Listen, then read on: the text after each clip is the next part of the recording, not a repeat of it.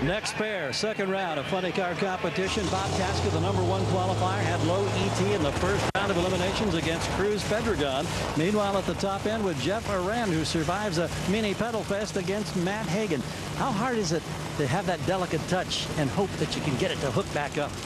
You know, I've been working on it for a long time, and I like to think I'm getting a little bit better now, and just have to be a little bit patient, let the tires hook back up again. Actually gave it a shot, didn't feel right, gave it another shot, and knocked the clutch loose, and went right down the finish line. Didn't see Matt, so the wind light come on. So it's awesome for our DHL car. You know, you guys are doing a great job. Well done. All right, thanks.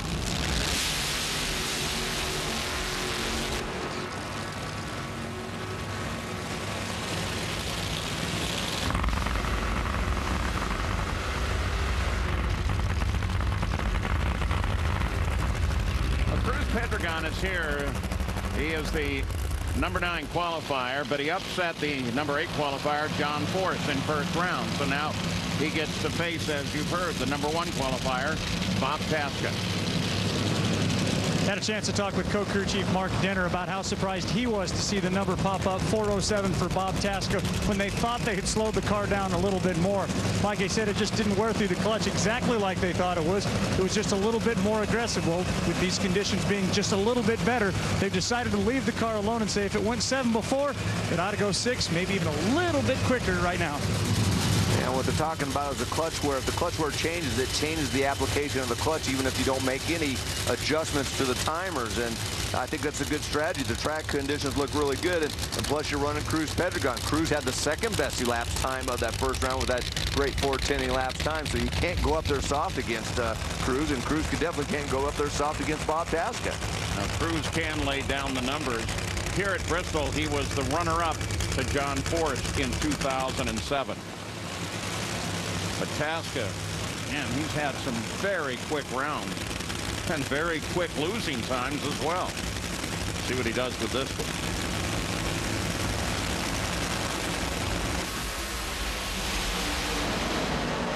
Oh, this is good. And Cruz lights it up. Yeah. Cruz Pedregon, fire on board. A 411, 301 mile an hour. Fire went out right away. Well, Cruz Pedregon, they roll to a stop. Now we got to think about the rule on putting something down on the track. Well, that was a big explosion. I mean, Cruz Pedregon's been through this before. I mean, anybody that makes as many runs as he does in a funny car, you're going to have these. And you know, he obviously, I think, did a good job in there. Yeah, I mean, there's a lot of stuff that came out of that, and it was a big fire. And I guarantee he got on the fire bottles right away, got the fuel shut off. But with all that fluid coming out of that engine, it's you know, he got the big part of it down, but still lit up pretty good.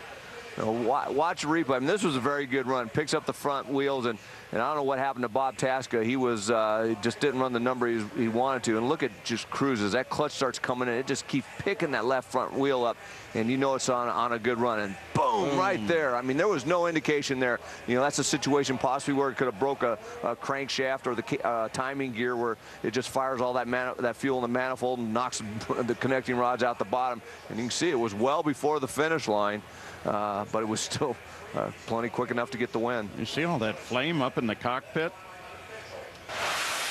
Let's go to Stat Guy talking about that man, Bob Tasca. Yeah, Bob Tasca had a great race car in qualifying, #1, but there's been a jinx here at this racetrack. We've been here 11 times now, and never has the #1 qualifier won from the pole at this racetrack.